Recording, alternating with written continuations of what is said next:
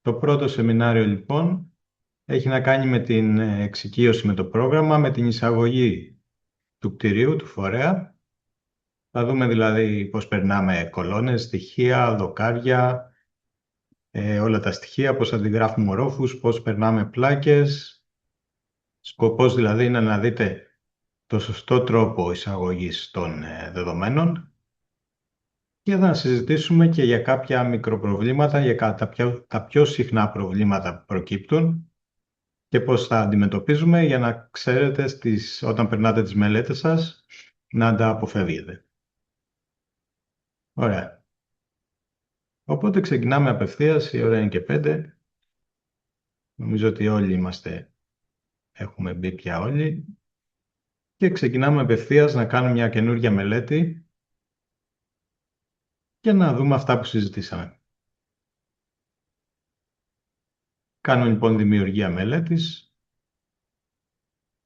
με ένα κωδικό μελέτης. Μπορούμε να βάλουμε και τα υπόλοιπα στοιχεία, ιδιοκτήτης, θέμα, έργο, τοποθεσία κτλ. Τα οποία θα βγουν στο τέλος στις πινακίδες της σχεδιάσεις. Για την ώρα για το τεστ δεν μας χρειάζεται να τα περάσουμε όλα αυτά για να κερδίζουμε και χρόνο. Εδώ πέρα βλέπουμε την πρόβλεψη ορόφων και τα φορτία μας. Αυτά τα πεδία είναι καθαρά για το τεύχος, για την αναφορά στο τεύχος, που σημαίνει ότι δεν μπαίνουν αυτά τα φορτία στις επιλύσεις.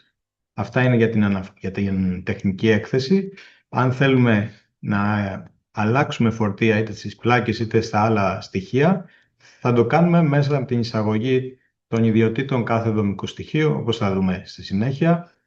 Το ίδιο για την πρόβλεψη ορόφων. Αν έχω πρόβλεψη, ναι, μεν θα βάλω εδώ το νούμερο της πρόβλεψης, αλλά στην πράξη, για να λύσω ένα κτίριο με πρόβλεψη ορόφου, θα πρέπει να προσθέσω τους επιπλέον ορόφους σαν να υπάρχουν, για να γίνει μεταφορά των φορτίων και η σεισμική επίλυση σωστά. Στη συνέχεια, βλέπουμε τη γεωμετρία του κτηρίου. Έχουμε λοιπόν το ύψος κάθε ορόφου. Ας προσθέσω μερικούς ορόφους ακόμα, 4 υπερκείμενους, υποκείμενο, υπόγειο δηλαδή ένα υπόγειο, και βλέπουμε τα ύψη κάθε ορόφου, βλέπουμε την ονομασία του, βλέπουμε ότι όλοι οι όροφοι θεωρούνται κανονικοί, εκτός αν ο τελευταίος μου όροφος είναι δώμα, οπότε ξετσεκάρω την κανονικότητα για να μην μπαίνει στον υπολογισμό της τέμνης σας και αλλοιώνει τα αποτελέσματα. Και τελικά έχω και την προσάυξη σεισμικών φορτίων, που είναι ένα ποσοστό αύξηση των σεισμικών φορτίων για την περίπτωση που έχω κάποια πιλωτή. Εμείς προτείνουμε συνήθως ένα 50% προσάυξη στον όροφο της πιλωτής. Αυτό βέβαια δεν είναι βάση κανονισμού. Ο κανονισμός δεν λέει κάτι τέτοιο, απλώς πρακτικά είναι μια πρακτική συμβουλή. Ο κανονισμός έχει συγκεκριμένες διατάξεις πώς αντιμετωπίζουμε το μαλακό όροφο, την πιλωτή. Αλλά το 50% υπερκαλύπτει συνήθως αυτές τις διατάξεις. Πατώντας OK, δημιουργείται η γεωμετρία και πάμε κατευθείαν στην εισαγωγή. Βλέπουμε όλα τα εικονίδια είναι ανενεργά για την ώρα. Πάμε κατευθείαν λοιπόν στην εισαγωγή των δεδομένων για να ξεκινήσουμε να περάσουμε την κάτωψη. Έχουμε αριστερά τα εργαλεία των έλξεων, τα OSNAPs για όποιον δουλεύει και AutoCAD. Επάνω δεξιά έχουμε τα εργαλεία των δομικών στοιχείων και τέρμα δεξιά, στην κάθε την μπάρα, έχουμε τις ιδιότητες των στοιχείων, ανάλογα τι δομικό στοιχείο έχω επιλέξει. Ξεκινάμε με την εισαγωγή ενός αρχιτεκτονικού σχεδίου του WG και αυτό γιατί μας βοηθάει πάρα πολύ στο να κερδίζουμε χρόνο από το να ξεκινήσουμε με συντεταγμένες να προσπαθούμε να εισάγουμε τις κολόνες μας πρώτα. Αν έχουμε το σχέδιο μας έτοιμο, το φορτώνουμε και μπορούμε να ξεκινήσουμε απευθείας δουλεύοντας πάνω στο σχέδιο. Μπορώ να ενεργοποιήσω να είναι και έγχρωμο για να το δούμε λίγο καλύτερα το σχέδιο. Το σχέδιο αυτό, όπως θα δείτε αν πλησιάσω κοντά στις γωνίες, εκεί που τέμνονται οι γραμμές, έλκεται το σταυρόνιμά μου εκεί, που σημαίνει ότι το σχέδιο αυτό είναι ενεργό, δεν είναι απλό γραφικό, δεν είναι απλή εικόνα από πίσω, αλλά έχει καταλάβει, έχει διαβάσει τις γραμμές και μπορεί να ελέξει το σταυρόνυμο για να γίνεται η εισαγωγή των κολωνών και των άλλων οδικών στοιχείων πιο εύκολα. Το πρώτο που πρέπει να τονίσουμε εδώ πέρα είναι ότι πολλές φορές, επειδή πολλοί δεν χρησιμοποιούν AutoCAD, χρησιμοποιούν άλλα αρχιτεκτονικά προγράμματα που σώζουν μεν σε την WG ή DXF, αλλά μπορεί να προσθέτουν και έξτρα κώδικα, προτείνουμε γενικά το σχέδιό σας πριν το φέρετε στο πρόγραμμα, να το έχετε σώσει σαν κάποια παλιότερη έκδοση του AutoCAD. Νομίζω ότι 2012 είναι αρκετά. Εγώ προτείνω και 2004, αν έχετε αυτή την επιλογή, AutoCAD 2004, να σωθεί το σχέδιο, για να είναι πιο απλό σε κώδικα. Και βέβαια, πριν το φέρετε μέσα, θα πρέπει να το πιάσετε από τη μια άκρη του και να το μεταφέρετε στο AutoCAD στο 0.0. Και αυτό γιατί το AutoCAD μπορεί να χρησιμοποιεί συνταγμένες εκατοντάδων χιλιάδων χ και ψ, και όταν πάμε να το φέρουμε στο σχέδιο, να μας βγει πολύ μακριά από την αρχή των αξώνων, να είναι μια τέτοια περίπτωση, σχεδόν δεν φαίνεται, και να νομίζουμε ότι το σχέδιο δεν έχει έρθει μέσα, ενώ στην ουσία έχει έρθει, αλλά αν δείτε κάτω δεξιά, το χ και το ψ, μπορεί να είναι πολύ μακριά, μερικές εκατοντάδες χιλιάδες, και βέβαια δεν βολεύει και να δουλέψουμε έτσι, γιατί θα είναι πολύ μακριά από τον κάναβό μας και το 3D θα δημιουργηθεί πολύ μακριά. Οπότε προσέχουμε να είναι σωσμένο σαν παλιό AutoCAD και να το μεταφέρουμε το αρχείο, την κάτωψή μας στο AutoCAD στο 0.0 και μετά να κάνουμε εισαγωγή στο πρόγραμμα.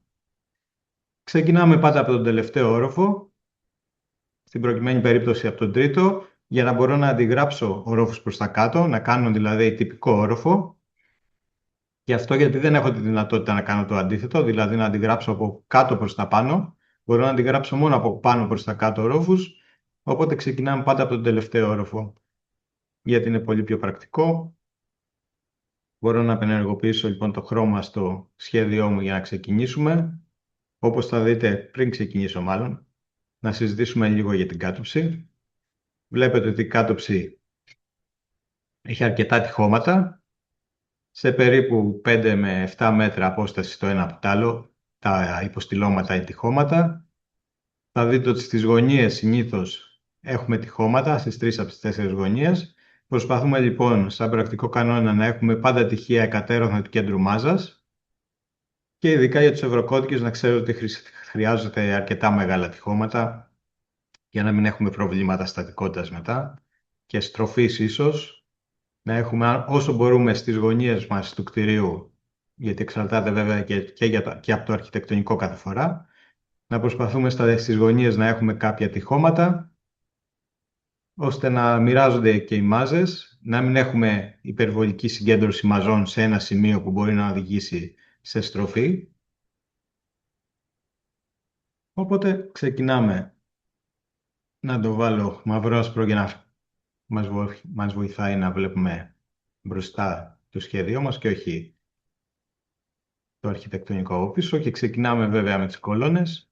Από κάτω αριστερά βλέπουμε τις ιδιότητες της κολόνας. Μπορούμε να αλλάξουμε τις διαστάσεις κλικάροντας πάνω στο σκαρίφημα ή μπορούμε να πάρουμε έτοιμες διαστάσεις κολονών που έχουμε τυποποιημένες διατομές, είτε τετράγωνες είτε ορθογωνικές.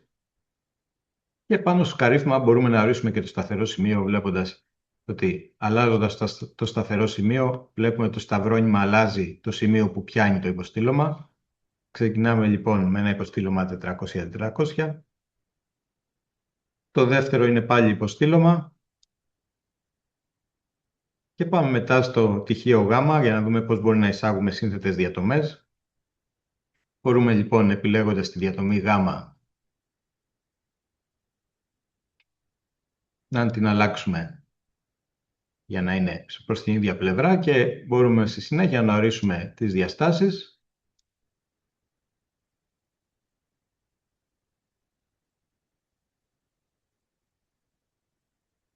Υπάρχει και άλλος τρόπος να περάσουμε τις σύνθετες διατομές, θα το συζητήσουμε και τον άλλον. Αλλά ας δούμε και τις δύο περιπτώσεις. Έχουμε λοιπόν, αυτό θέλουμε λίγο ακόμα, νομίζω 1300 επί 1100 ίσως. Ναι. Και κλικάροντας δημιουργείται η διατομή, επειδή αποτελείται από δύο σκέλη.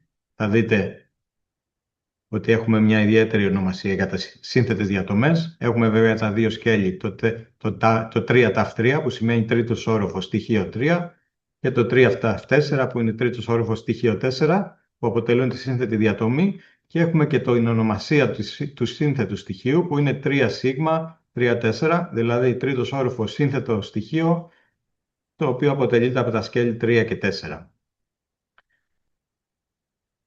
Συνεχίζουμε. Πρέπει να ξέρετε βέβαια εδώ ότι πάντα θα πρέπει να περνούνται σαν σύνθετες διατομές τα γάμα, τα ταφ, τα ζήτα και ο λόγος είναι ότι δημιουργούνται αυτόματα τα κρυφοποστηλώματα και οπλίζεται σωστά κατασκευαστικά η διατομή. Αν δεν κάνουμε σύνθεση και τα αφήσουμε σαν δύο ελεύθερα τυχεία, τότε θα οπλιστούν μεν σωστά, αλλά δεν θα ενωθούν σωστά οι οπλισμοί τους στο σημείο ένωσης, στις γωνίες δηλαδή. Μπορούμε, αν προλάβουμε, να δούμε μετά ένα παράδειγμα σχετικά. Πάμε στο επόμενο στοιχείο και πάλι. Απλά το περιγράφω. Προτείνω πάντα να έχετε ενεργοποιημένο την επιλογή όρθο. Βοηθάει πάρα πολύ για να μην σας ξεφεύγει το ποντίκι. Και βάλετε κατά λάθος υπογωνία κάποιο δομικό στοιχείο, το οποίο μπορεί να κοστίσει αργότερα στο φορέα. Και πάμε να δούμε τον δεύτερο τρόπο εισαγωγής των στοιχείων των σύνθετων, χρησιμοποιώντας δηλαδή απλά τα δύο σκέλη, το πρώτο τυχείο και το δεύτερο τυχείο, και στη συνέχεια αυτά εδώ τα δύο αυτή τη στιγμή δεν θεωρούνται μία διατομή, είναι δύο διατομές. Θα πρέπει λοιπόν να κάνω αποσύνθεση πρώτα και στη συνέχεια να κάνω σύνθεση πάλι. Και θα δείτε τώρα βέβαια ότι έχει γίνει πάλι η ονομασία όπως προηγουμένως. Τρίτος όροφος σύνθετη διατομή 6-7 που είναι τα δύο σκέλη που το αποτελούν. Και η διαφορά με πριν είναι αυτό το αστεράκι εδώ.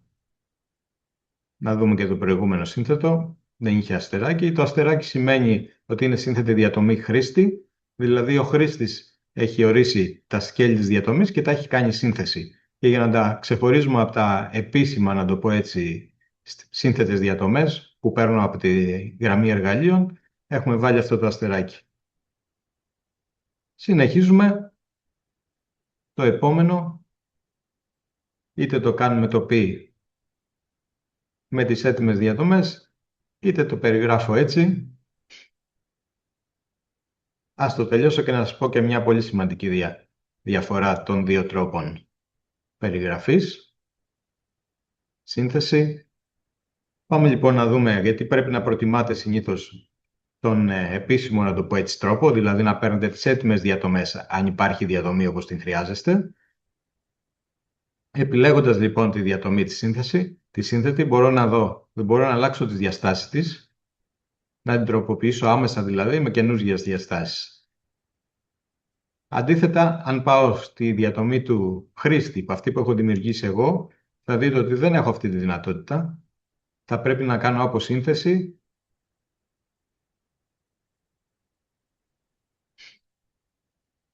και στη συνέχεια να ξαναπεράσω, να ξαναδημιουργήσω τις διατομές με τις νέες διαστάσεις τους. Είναι πολύ περισσότερος χρόνος δηλαδή. Γι' αυτό όπου μπορείτε να χρησιμοποιείτε τις έτοιμες τυποποιημένες διατομές ταφ, γάμα ή ζήτα, ώστε να μπορείτε να τις τροποποιήσετε αργότερα αν χρειαστεί. Συνεχίζουμε με τις κολόνες. Θα πάρει λίγο χρόνο παραπάνω η περιγραφή των κολονών, αλλά επειδή είναι πολύ σημαντική, γιατί αν περάσουμε σωστά τις κολόνες μετά όλα τα άλλα περνιούνται εύκολα. Οπότε θα εξηγώ λίγα πράγματα παραπάνω στις κολόνες. Συνεχίζουμε πάλι με υποστήλωμα, αλλάζουμε το σταθερό, το επόμενο υποστήλωμα πάλι 400x400. Μπορούμε να περάσουμε το τυχείο εδώ και μπορούμε να περάσουμε τη διατομή του πυρήνα, είτε σαν έτοιμη διατομή, όπως βλέπετε έχουμε επιλογές για πυρήνα. Βέβαια δεν θυμάμαι ακριβώς τις διαστάσεις του πυρήνα, οπότε μπορούμε να το βάλουμε πάνω να δούμε περίπου πόσο είναι.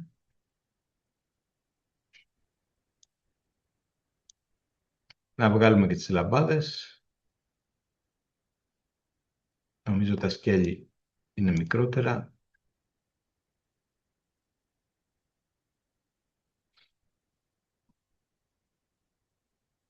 1850. Ωραία. Και κλικάρω και βλέπετε δημιουργείται αυτόματα η σύνθετη διατομή του πυρήνα, η οποία είπαμε μπορούμε να την τροποποιήσουμε όπως θέλουμε από τις διαστάσεις στο σκαρίφημά της. Πάμε στην επόμενη διατομή, είναι πάλι σύνθετη γάμα. Αλλάζω τον άξονα, περιγράφω τα δύο σκέλη της. Κάνω αποσύνθεση με δεξί πλήκτρο, σύνθεση και πάλι για να γίνει μια ενιαία διατομή. Η επόμενη διατομή είναι πάλι γάμα, πάλι σαν δύο τυχεία ή με τις έτοιμες διατομές, όπως είπαμε, από τις γάμα διατομές από δεξιά, από τη γραμμή εργαλείων.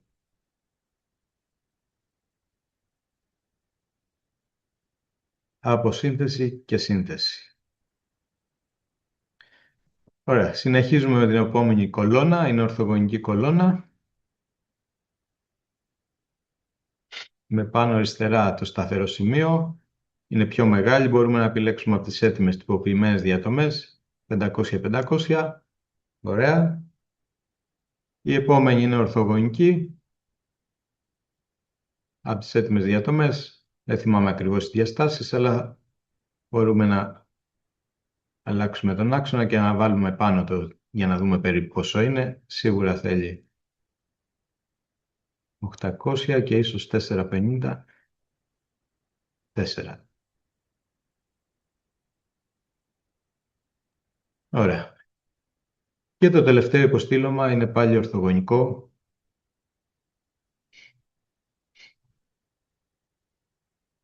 Αλλάζοντας το σταθερό σημείο. Είναι λίγο μεγαλύτερο, όπως βλέπετε. 550. Ωραία. Λοιπόν, έχουμε τελειώσει με τα υποστηλώματα. Θα κάνουμε μια αποθήκευση, θα δείτε και ένα πρόβλημα που θα βγει τώρα, ένα πρόβλημα λάθους, το οποίο το κάνουμε σκεμμένα για τώρα για να σας το εξηγήσω κιόλας. Το μήνυμα λοιπόν περισσότερο από ένα γραφήματα σημαίνει ότι έχω δομικά στοιχεία. Στην προκειμένη περίπτωση έχω κολόνες οι οποίες δεν ενώνονται καθόλου με το υπόλοιπο κτίριο. Όλες οι κολόνες μου στην ουσία δεν ενώνονται τώρα και δεν έχω βάλει ακόμα δοκούς. Αλλά υπάρχουν περιπτώσεις σε μελέτες που θα δείτε αυτό το μήνυμα, οπότε πρέπει να σας υποψιάσει ότι κάποιο στοιχείο δεν ενώνεται με το φορέα σωστά. Ακόμα και οπτικά να μην φαίνεται, μπορεί να υπάρχει κάποιο μικρό πρόβλημα σε κάποια μεγάλη γωνία, ίσως σε κάποιο πρόβλημα γεωμετρίας και να βγάζει αυτό το μήνυμα, το οποίο πρέπει να λυθεί γιατί δεν μπορείτε να συνεχίσετε στις επιλύσεις αργότερα αν δεν λυθεί αυτό και ακόμα και αν γίνει η επίλυση θα είναι λάθος η επίλυση. Για την ώρα εμείς δεν χρειάζεται να επιλύσουμε κάτι, απλώς δεν έχω περάσει ακόμα δοκούς, που είναι το επόμενο βήμα. Η επιλογή λοιπόν των δοκών, με τις διαστάσεις πάλι από το σκαρίφημα όπως ξέρουμε. Ξεκινάμε από κάτω δεξιά, ας ανοίξουμε και το 3D τώρα για να βλέπουμε ταυτόχρονα πώς δημιουργείται και σε 2 διαστάσεις και σε 3 διαστάσεις το σχέδιο. Και πάμε να περάσουμε τις κολόνες, τις δοκούς. Μια ακόμα παρατήρηση εδώ, θα δείτε ότι μπορώ να σαρώσω συνεχόμενες κολόνες για να περάσω τις δοκούς τους, αλλά ποτέ δεν το κάνω όταν έχω τυχείο. Δηλαδή δεν θα πάω τη δοκό μου μέχρι το τέρμα του τυχείου, θα πάω μέχρι τις παρείες, μέχρι την παρειά του τυχείου. Το πρόγραμμα καταλαβαίνει και σπάζει τη δοκό όταν έχω ενδιάμεση κολόνα, καταλαβαίνει το σταθερό σημείο, υπολογίζει σωστά τις διαστάσεις της δοκού και τις δημιουργεί. Αντίθετα, μπορεί να με δημιουργήσει πρόβλημα όταν έχω τυχείο ενδιάμεσα, δηλαδή σε αυτήν εδώ την περίπτωση που είναι η επόμενη δοκό που θα περάσουμε. Δεν πρέπει να περάσω τη δοκό σαρώνοντας από τη μία άκρη στην άλλη. Και θα δείτε τώρα ποιο είναι το πρόβλημα όταν περνάω τις δοκούς μου έτσι. Βλέπετε λοιπόν ότι πρακτικά ο κανόνας για να καταλαβαίνω ότι οι διαστάσεις της δοκού είναι σωστές και έχει πέρασει σωστά, είναι να είναι η ονομασία της δοκού περίπου στο κέντρο της δοκού, όχι περίπου, θα είναι ακριβώς αν την έχω περάσει σωστά. Αν δεν είναι λοιπόν ακριβώς όπως είναι εδώ, που είναι προφανές ότι είναι λάθος, σημαίνει ότι δεν μου έχει καταλάβει σωστά τη δοκό, Και συμβαίνει αυτό διότι έχω σαρώσει εδώ το τυχείο μου και έχει δημιουργήσει προφανώς δοκό και κάτω από το τυχείο, που το καταλαβαίνει σαν κανονική δοκό, ενώ θα έπρεπε να το σταματήσει, να το σπάσει εδώ. Όταν έχω λοιπόν τυχείο, ο κανόνας είναι ότι ποτέ δεν σαρώνουμε τα τυχεία για να δημιουργήσουμε τη συνεχόμενη δοκό. Κάνω λοιπόν ένα undo και μπορώ να περάσω τη δοκό πάλι από παριά σε παριά και στη συνέχεια από παριά σε παριά πάλι συνεχίζουμε το ίδιο. Βλέπετε και στο 3D βέβαια ότι παίρνονται ταυτόχρονα και στο 3D δοκί.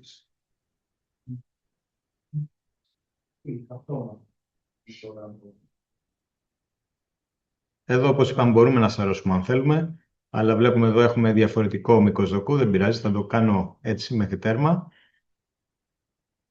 Για να δούμε ότι μπορώ μετά να τροποποιήσω πολύ εύκολα τις ιδιότητες πάλι της δοκού. Να το κάνω 200 την κρέμαση. Συνεχίζω τη δημιουργία, αλλάζοντας τον άξονα. Θα τραβήξω το δοκό μέχρι κάτω για να πιάσει και τον σασέρ. Και βέβαια να βάλω και μια δοκό εδώ που θα αλλάξω τις διαστάσεις της και πάλι από το σκάριφημά μου. Και αυτήν την οποία την ξέχασα προηγουμένως. Μπορώ να αλλάξω. Ωραία. Συνεχίζω τις επόμενες δοκούς. Είτε αλλάζω κατευθείαν τις διαστάσεις, είτε μπορώ να πατήσω αρχικές τιμές για να μου πάρει τις προεπιλεγμένες επιλογές του προγράμματος, που είναι 25-50 δοκό.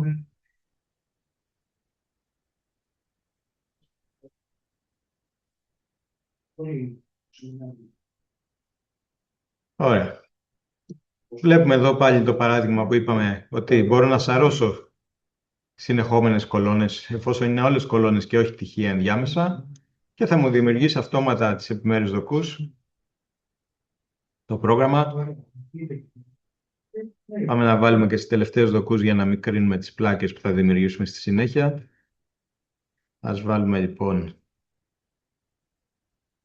μία δοκό εδώ. Και εδώ μπορούμε να τη βάλουμε έτσι. Μπορούμε να επιλέξουμε και την επιλογή έλξη σε μεσαίο, σε σταθερό, όχι σε μεσαίο, σε σταθερό, συγγνώμη, σε κάθετο, αν χρειαστεί, αλλά γενικά δεν χρειάζεται γιατί το πρόγραμμα αντιλαμβάνεται που πρέπει να σταματήσει τη δοκό.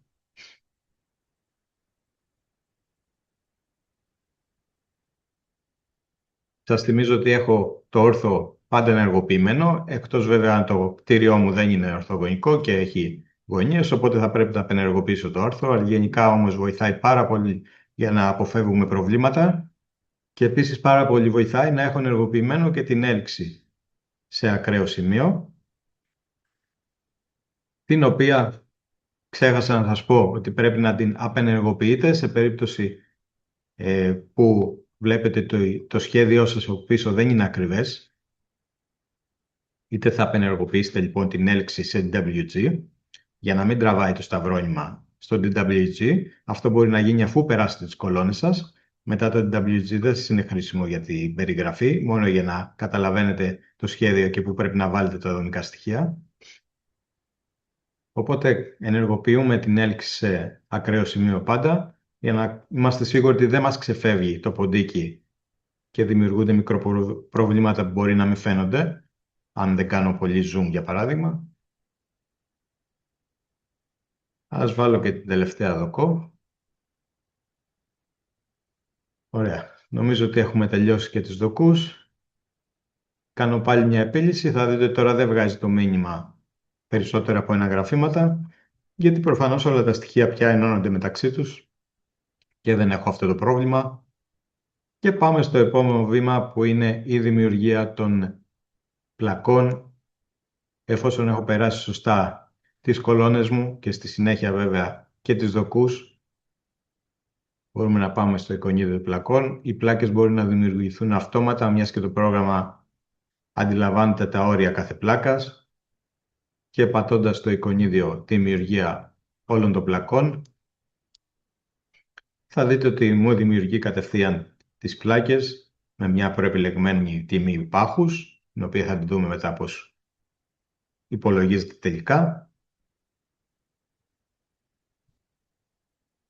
Και βλέπουμε βέβαια τις εσωτερικές πλάκες. Αν θυμάστε καλά, σας είχα πει για τα φορτία που ίσως το πιο πιθανό είναι στις πλάκες να χρειαστεί να τα τροποποιήσουμε. Έχουμε λοιπόν στις ιδιότητες της πλάκας, έχουμε το τσέπη κάλυψης, J8 πληθυνοδομής και J2 βάρος. Μπορούμε να αλλάξουμε τις φορτίσεις μας αν χρειαστεί.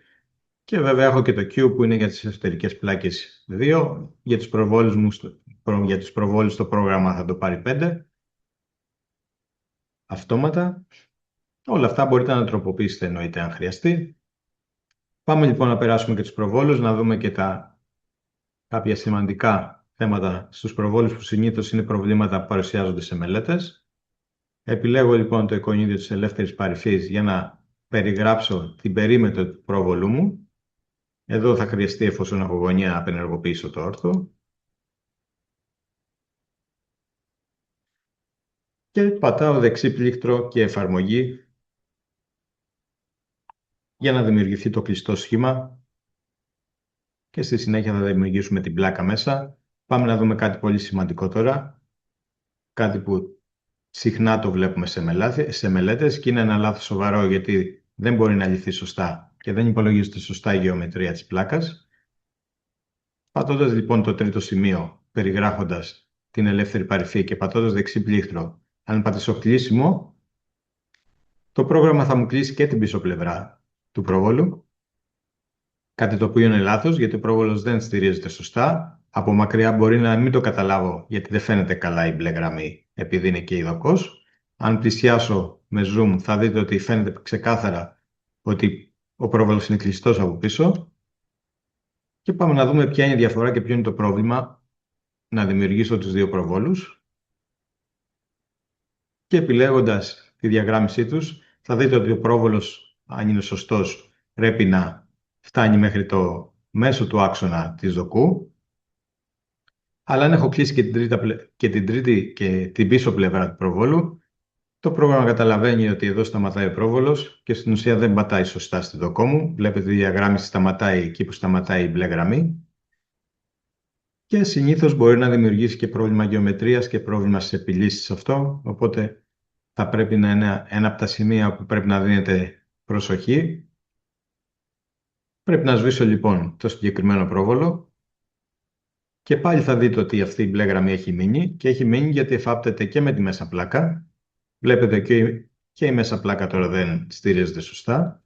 Οπότε ο σωστός τρόπος σε τέτοιες περιπτώσεις είναι να σβήνω όλες τις πλάκες που εφάπτονται στη συγκεκριμένη γραμμή και να πάω να τις ξαναπερνάω μετά, αφού σβηστεί και η μπλε γραμμή, συγγνώμη, να ξαναπεράσω με την ελεύθερη παρυφή τον πρόβολο, μόνο τις τρεις πλευρές και πατώντας εφαρμογή. Πάμε και στον επόμενο και θα δημιουργήσουμε στο τέλος τις πλάκες, όλες μαζί. Ας δούμε, αυτό το πρόβολο έχει και λίγο καμπύλη. Μπορώ να επιλέξω τη γωνία λοιπόν για να δημιουργήσω την καμπύλη του.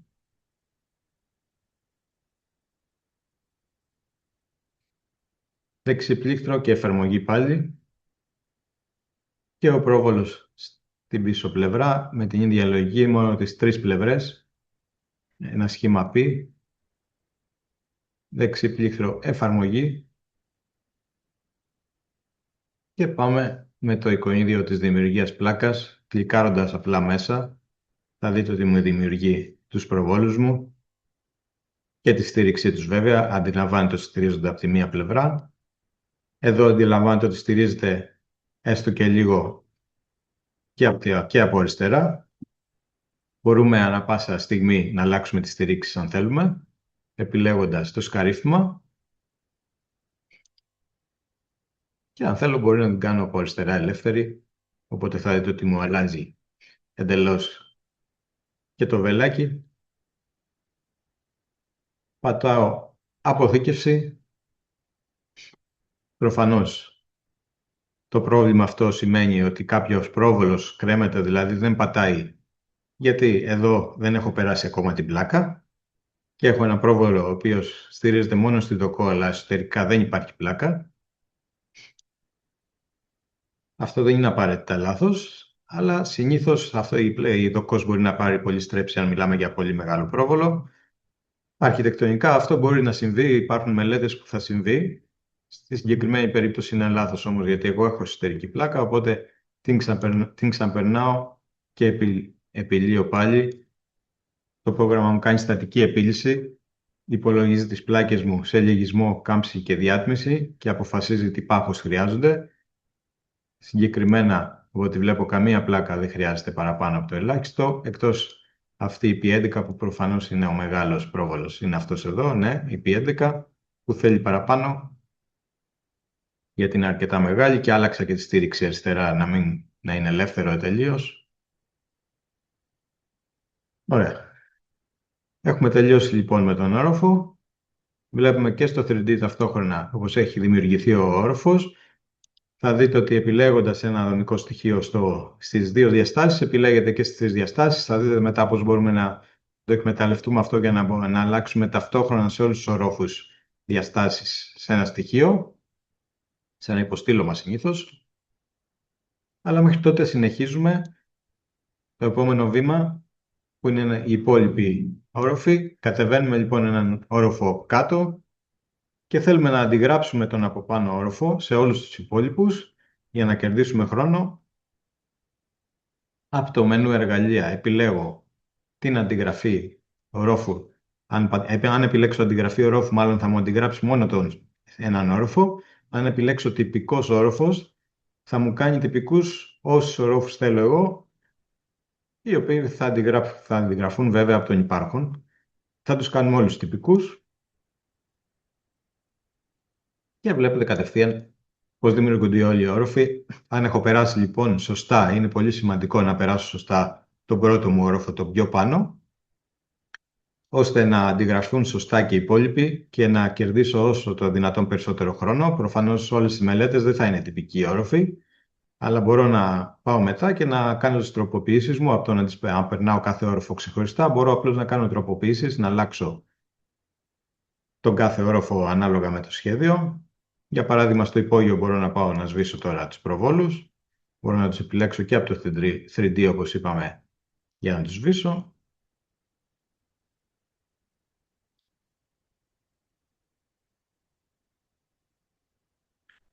Και κάνοντας και πάλι αποθήκευση, στην ουσία έχω περάσει όλο το φορέα, όλη την αναδομή μάλλον. Και εφόσον έχω φροντίσει να έχω περάσει προσεκτικά τον αρχικό όροφο από τον οποίο αντιγράφονται οι υπόλοιποι, δεν θα μου εμφανίσει κάποιο πρόβλημα. Βλέπετε ότι ξεχάσαμε να βάλουμε εδώ τη σκάλα, μπορούμε να το κάνουμε τώρα. Μπορώ ανά πάσα στιγμή να κάνω αλλαγές σε όλους τους ορόφους. Μπορώ λοιπόν να δούμε λίγο και τη σκάλα γρήγορα, σβήνοντας την πλάκα. Πριν περάσω τη σκάλα βέβαια θα πρέπει να δημιουργήσω και ένα πλατίσκαλο. Όπως δημιουργήσαμε και τους προβόλους με την ελεύθερη παρφή, μπορούμε να δημιουργήσουμε το πλατίσκαλό μας αφού έχω το σχέδιο από πίσω για να με βοηθάει. Δεξί πλήκτρο εφαρμογή είπαμε. Δημιουργία του πλατισκάλου. Αυτό μπορούσα να το κάνω και αφού περάσω βέβαια τη σκάλα, δεν χρειάζεται να το κάνω από τώρα. Και πάμε να δούμε και τη δημιουργία μιας σκάλας. Από το εργαλείο δημιουργία σκαλών. Το μόνο που πρέπει να κάνω είναι να περιγράψω τη γραμμή ανάβασης και η σκάλα θα υπολογιστεί αυτόματα. Είτε μπορώ να βάλω το όρθο. Δεν θα βάλουμε την καμπύλη τώρα.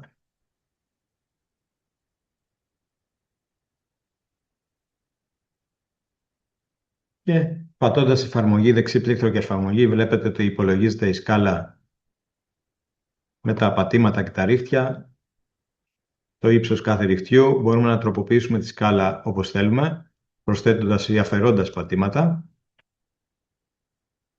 Μπορούμε να αλλάξουμε βέβαια το πλάτος της και το πάχος κτλ. το υλικό. Πατώντας OK λοιπόν μου δημιουργείται και η σκάλα. Για το τρισδιάστατο της σκάλας βέβαια. Αυτό που πρέπει να πούμε εδώ, το οποίο είναι πολύ σημαντικό, είναι ότι η σκάλα αυτή δεν μεταφέρει φορτίσεις στα δομικά στοιχεία τα υπόλοιπα και πρέπει να το έχετε υπόψη σε αυτό, και το 3D της σκάλας. Πρέπει να το έχετε λοιπόν υπόψη σε αυτό, ότι θα ίσως χρειαστεί, αφού γνωρίζετε πού θα στηρίζετε αυτή η σκάλα, να πάτε και να προσθέσετε επιπλέον φορτία είτε στις δοκόστη είτε στις κολόνες που στηρίζετε αυτή η σκάλα, μιας και το πρόγραμμα δεν το κάνει αυτόματα. Πάμε λοιπόν να συνεχίσουμε. Για να προλάβουμε και το χρόνο, ας κάνω μια αποθήκευση. Δεν θα περάσω τη σκάλα στους υπόλοιπους ορόφους. Μπορούμε να κάνουμε διαγραφές, όπως είπαμε, ανά πάσα στιγμή σε κάθε όροφο, όταν είμαι σε κατάσταση τροποποίησης. Και πάμε να δούμε λοιπόν στο υπόγειο το επόμενο βήμα, που είναι τα τυχεία υπογείου.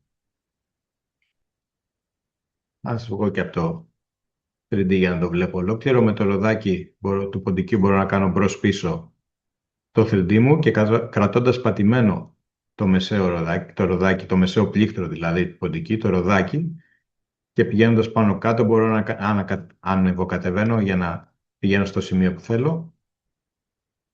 Στο υπόγειο λοιπόν, στα τυχεία του υπογείου, μπορώ να περάσω τα υποστηλώματα, τυχεία, και εφόσον είμαι στο υπόγειο πρέπει να επιλέξω την επιλογή τυχείο πλήρωσης. Είναι λοιπόν τα τυχεία χωρίς κρυφοϊποστηλώματα, μιας και το υπόγειο δεν παίρνει σεισμό. Οπότε τα τυχεία μου στο υπόγειο μπορεί να είναι απλά, η όπληση μάλλον του τυχείου μου μπορεί να είναι πολύ πιο απλή, μόνο με διανομές. Ο κανόνας είναι ότι περνάω πάντα τα τυχεία από παρειά σε παρειά.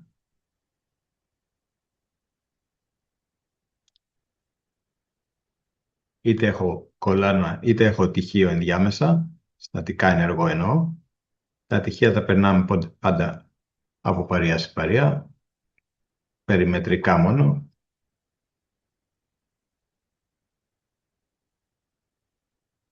Όπως και στις δοκούς μπορώ να αλλάξω κατευθείαν τις διαστάσεις τους.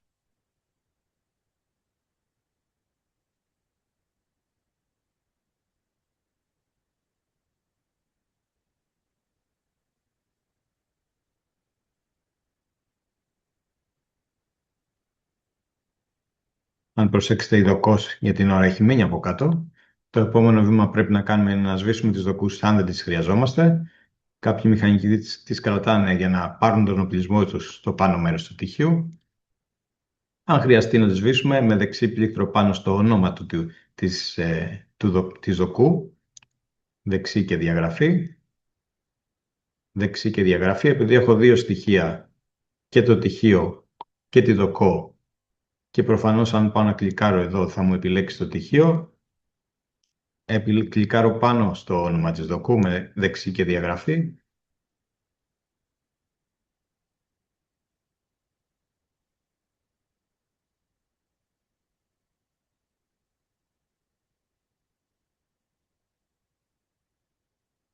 Το ίδιο και εδώ και εδώ.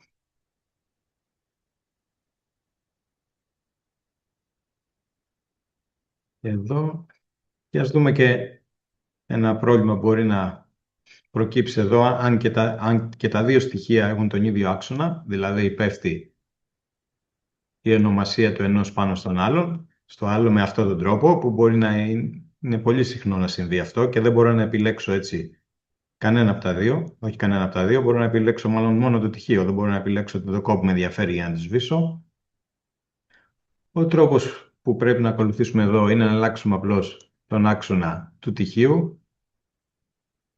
Πατώντας εφαρμογή, βλέπετε μου αλλάζει ο άξονας του, οπότε έρχεται η ονομασία από μέσα και μπορώ στη συνέχεια να επιλέξω τη δοκό μου, να τη σβήσω και στη συνέχεια να ξαναλλάξω τον άξονα. Προτείνω πάντα ο άξονας να είναι ίδιος σε όλα τα τυχεία ή σε όλα τους ντοκούς βλέπετε να είναι ονομασία, δηλαδή αυτό που προτείνω είναι να είναι ονομασία προς την ίδια πλευρά και το ίδιο και όπου έχω δοκούς. Μια αποθήκευση και πάλι, για να μην χάσουμε αυτά που έχουν περάσει. Είπαμε με την αποθήκευση γίνεται και επίλυση. Ωραία. Και πάμε στο επόμενο, το τελευταίο στάδιο περιγραφής του φορέα, που είναι βέβαια η θεμελίωση. Από το εικονίδιο της θεμελίωσης, εισαγωγή θεμελίωσης, και πατώντας είτε πάνω αριστερά το εικονίδιο δημιουργία θεμελίωσης, είτε βέβαια από τα μενού, αναλόγως πώς έχει συνηθίσει ο καθένας να δουλεύει. Από το μενού εργαλεία λοιπόν μπορώ να κάνω δημιουργία θεμελίωσης, πατώντας το εικονίδιο εδώ. Θα δείτε ότι και πάλι το πρόγραμμα θα μου κάνει επίλυση κατεβάζοντας όλα τα στατικά φορτία, για να μπορέσει να κάνει μια προεπιλογή των διαστάσεων της θεμελίωσης, που μπορεί αργότερα βέβαια να χρειαστεί να τα τροποποιήσουμε εμείς. Θα επιλέξουμε πεδιλοδοκούς, μπορούμε να ορίσουμε τις αρχικές διαστάσεις τους, αν θέλουμε κάποιες συγκεκριμένες αρχικές διαστάσεις, ή μπορούμε να επέμβουμε αργότερα σε κάθε στοιχείο, όπως κάναμε και στην αναδομή, για να τροποποιήσουμε τις διαστάσεις τους, και πατώντας OK, θα δούμε ότι θα μου δημιουργηθεί αυτόματα η θεμελίωση, τη βλέπουμε και στο 3D. Αν έχω περάσει σωστά τους υπόλοιπους ορόφους μου, θα είναι σωστοί και οι άξονες της θεμελίωσης και δεν θα χρειαστούν τροποποιήσεις πολλές. Αλλά μπορώ, όπως είπαμε, βλέποντας, μπορούμε να επιλέξουμε κάθε στοιχείο θεμελίωσης και μπορώ να τα τροποποιήσω και αν θέλω να τα περάσω χειροκίνητα, όπως έκανα και στην αναδομή, μπορώ να περάσω τους πεδιοδοκούς, ή αν έχω κοιτόστρωση, ή αν έχω πέδιλα και συνδετήριες δοκούς. Έχω πάλι δεξιά τις ιδιότητες κάθε στοιχείου και το βάθος θεμελίωσης, βέβαια, αν θέλω να αλλάξω το βάθος θεμελίωσης. Όταν έχω πεδιλοδοκούς μπορώ να αλλάξω και ταυτόχρονα, επιλέγοντας όλες μαζί τις δοκούς και πατώντας εφαρμογή. Το βλέπουμε και στο 3D ότι μου το κατέβασε στα 1200, για να μην τα κάνω ένα-ένα στοιχείο. Αποθήκευση, για να προχωρήσουμε λίγο γιατί μας τελειώνει και ο χρόνος. Και έχουμε τελειώσει με την αναδομή. Μπορούμε να δούμε πριν φύγουμε από εδώ, μιας και είμαστε στη θεμελίωση, την περίπτωση μιας ανισόσταθμης θεμελίωσης. Δεν θα την περιγράψω αναλυτικά βέβαια τώρα, αλλά θα σας δείξω πώς γίνεται σε περίπτωση που έχω μια ανισοσταθμία στη θεμελίωσή μου. Είμαι λοιπόν στο περιβάλλον δημιουργίας θεμελίωσης και αν κάποιο κομμάτι θεμελιώνεται πιο πάνω από το κτίριό μου, ή το μισό ας πούμε μπορεί να μην είχε καν υπόγειο και να θεμελιωνόταν πιο πάνω, μπορώ μέσα από τη θεμελίωσή μου να ανέβω τον όροφο από πάνω. Αν δείτε τα εικονίδια που έχω είναι ακόμα της θεμελίωσης. Και πατώντας δημιουργία μπορώ να περιγράψω την επιπλέον θεμελίωση. Θα το δούμε καλύτερα στο 3D. Θεωρητικά εδώ βέβαια θα έχω δομικά στοιχεία της γωνίας. Και να το συνδέσω με την αναδομή κανονικά και να κάνω ανισοσταθμία. Αυτά τα στοιχεία από κάτω βέβαια θα έχουν κανονικά διαγραφεί, μιας και το κομμάτι αυτό θεμελιώνεται πιο ψηλά. Οπότε είναι σχετικά απλός ο τρόπος για να κάνω ανισοσταθμίες στην θεμελίωσή μου. Μπορώ να κάνω και άλλους τύπους θεμελίωσης. Βέβαια δεν χρειάζεται να είναι πεδιλοϊσχάρα. Μπορώ να πάω να βάλω και πέδιλα. Εδώ δεν φαίνεται καλά τώρα. Μπορώ να το βάλω δίπλα. Όχι, δεν μπορούμε. Πρέπει να έχουμε ένα αποστήλωμα.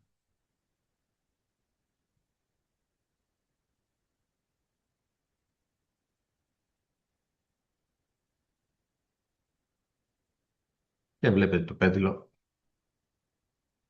Ας τα σβήσω πια αυτά τώρα.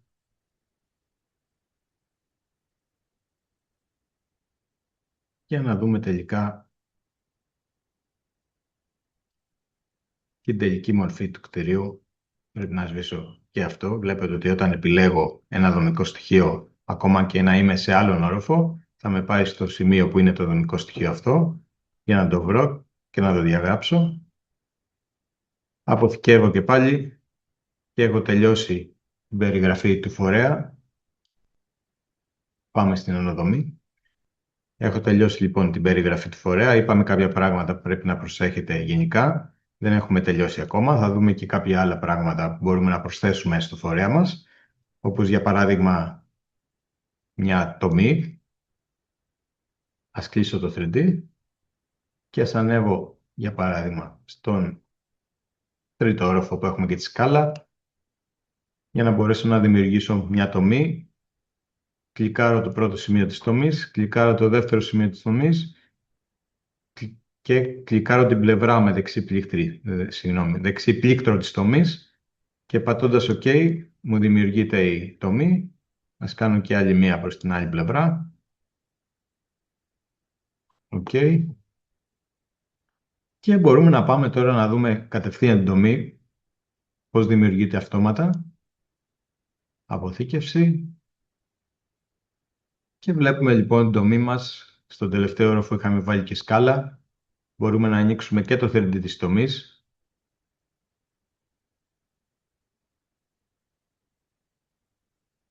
Μπορούμε να δούμε και την άλλη τομή. Πώς δημιουργούνται αυτόματα. Έχουμε κάποια εργαλεία για να βάλουμε υψόμετρα βέβαια στις τομές. Κατευθείαν για να μην τα περνάμε ένα-ένα. Μιας και το πρόγραμμα γνωρίζει τη γεωμετρία ακριβώς του κτηρίου. Μπορούμε να βάλουμε διαστάσεις.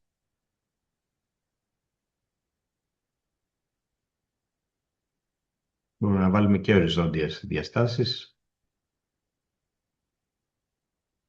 Στο σημείο που τέμνει θα μου δημιουργήσει τη διάσταση.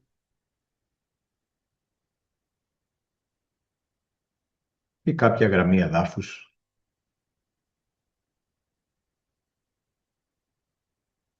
Για να το βάλω στο σχέδιο μου να είναι πιο ευπαρουσίαστο. Και βέβαια η τομή αυτή είναι ενεργή, που σημαίνει ότι μπορώ να επιλέξω στοιχεία, να επιλέξω τη δοκό αυτή και να αλλάξω τις ιδιότητές της, δηλαδή μπορώ να αλλάξω το πάχος της δοκούς αυτής κατευθείαν από την τομή αν χρειαστεί, την κρέμαση για παράδειγμα ή το πάχος της αναλόγως.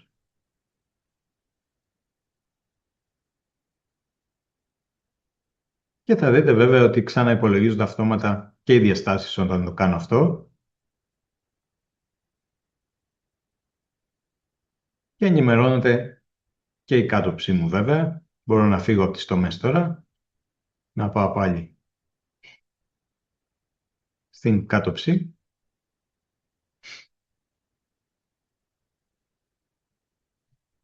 Και πόσο χρόνο έχουμε ακόμα? Έχουμε ακόμα 10 λεπτά. Μπορούμε να δούμε λίγο και τις διαστάσεις στην κάτωψη.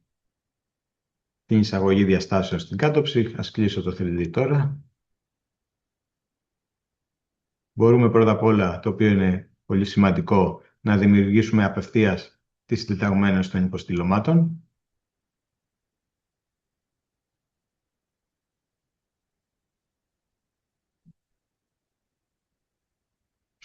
Μπορούμε να κάνουμε διαστασιολόγηση των πλακών, κλικάροντας μέσα σε μια πλάκα και κουνώντας συνέχεια το ποντίκι μου για να αποφασίσω σε ποιο σημείο θέλω που είναι οι διαστάσεις.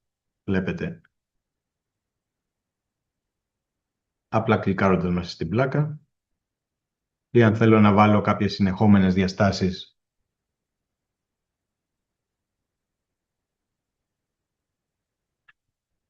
το πρόγραμμα θα μου κόψει τη διάσταση στα σημεία που βρίσκει ότι υπάρχει τομή.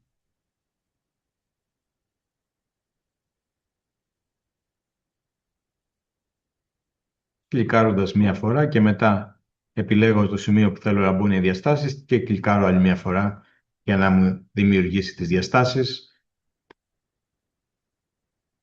Ας δούμε και κάτι τελευταίο στο 3D πριν προχωρήσουμε να δούμε και λίγο τις σχεδιάσεις.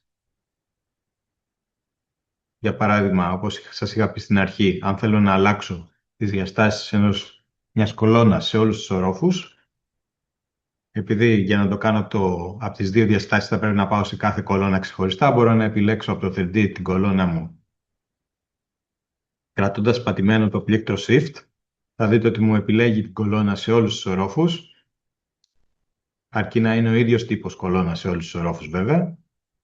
Τη βλέπω και επιλεγμένη στο 3D, στο 2D, στις δύο διαστάσεις με διαγράμμιση, οπότε μπορώ να πάω ταυτόχρονα και αν θέλω να τροποποιήσω τη διάστασή της σε όλους τους ορόφους, πατώντας εφαρμογή, θα δείτε ότι αλλάζει απευθείας σε όλους τους ορόφους, χωρίς να χρειαστεί να το κάνω σε έναν όροφο.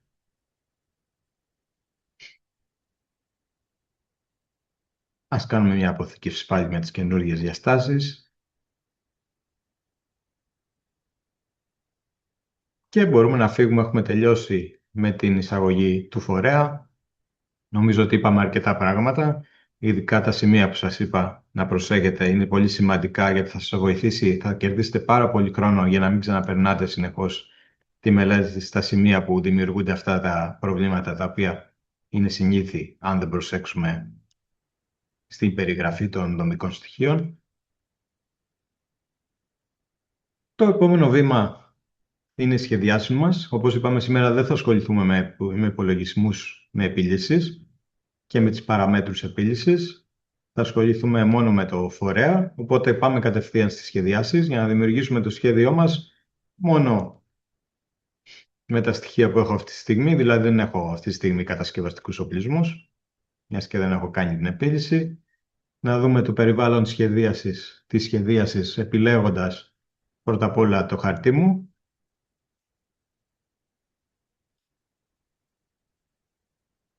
Για παράδειγμα Α1, Landscape, για να ορίσω το χαρτί μου και στη συνέχεια μπορώ να δω δεξιά τα διάφορα tabs, διάφορες καρτέλες όπου μπορώ να εισάγω για τις κατόψεις μου.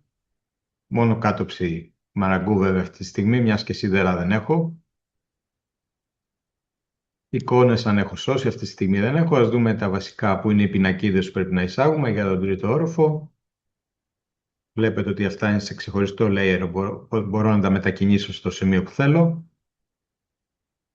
Τα στοιχεία της μελέτης μου, όπως είπαμε στην αρχή, στα στοιχεία του έργου δεν συμπλήρωσα στοιχεία εργοδότη, έργου κτλ. Αλλιώς θα μου τα τραβούσε εδώ πέρα αυτόματα.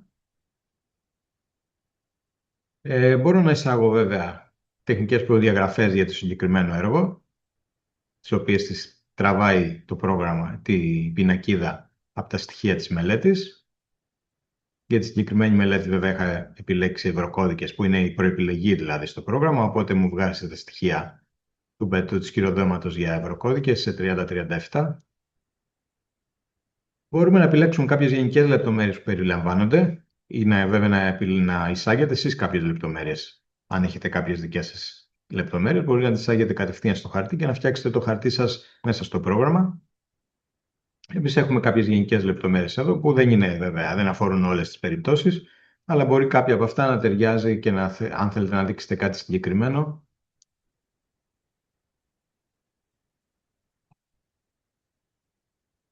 Για να βοηθήσετε και τους τεχνικούς μετά στην κατασκευή.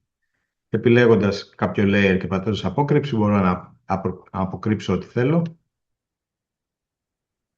Στη συνέχεια εδώ, αφού δούμε στο επόμενο σεμινάριο, θα προσθέσουμε βέβαια και τα σίδερα και τις κατασκευαστικές λεπτομέρειες οπλισμών, τις οποίες δεν τις έχουμε τώρα γιατί δεν έχουμε κάνει επίλυση. Αλλά έχουμε τις τομές.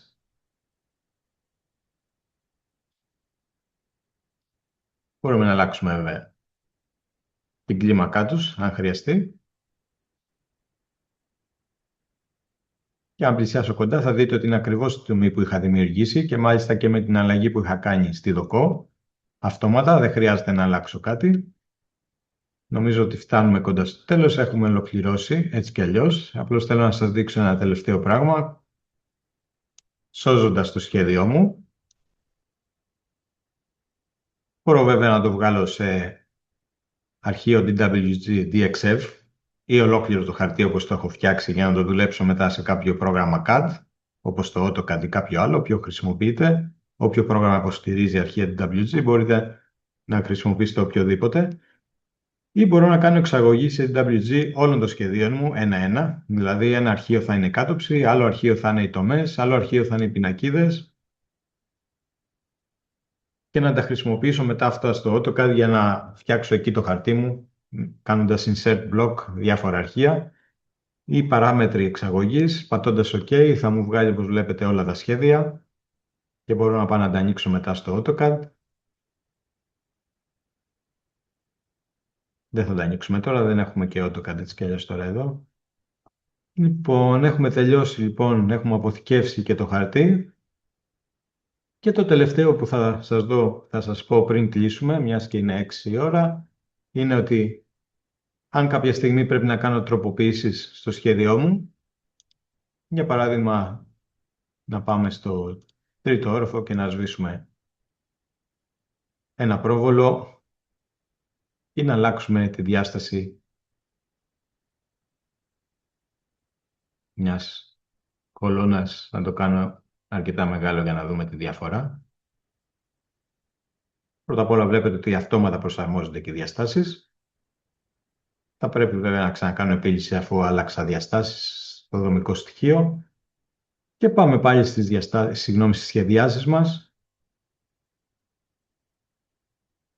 Για να δούμε βέβαια ότι έχω, χωρίς να ξαναχρειαστεί να δημιουργήσω πάλι τα σχέδιά μου, μου έχει φέρει το την καινούρια κάτωψη με την καινούρια διάσταση. Έχει γίνει δηλαδή αυτόματη ανανέωση των σχεδίων. Οπότε δεν χρειάζεται να ξαναδημιουργήσω τα σχέδιά μου. Ας το δούμε καλύτερα εδώ. Να αποκρύψω αυτό την κάτωψη και να βάλω τον όροφο τον κανονικό. Γιατί εδώ φαίνονται και οι διαστάσεις. Και βλέπουμε κατευθείαν ότι χωρίς να χρειαστεί να αλλάξω και να ξαναπεράσω, να ξαναδημιουργήσω χαρτί από την αρχή, θα ανανεωθεί απευθείας το χαρτί με οποιαδήποτε αλλαγή έχω κάνει στη φορέα μου.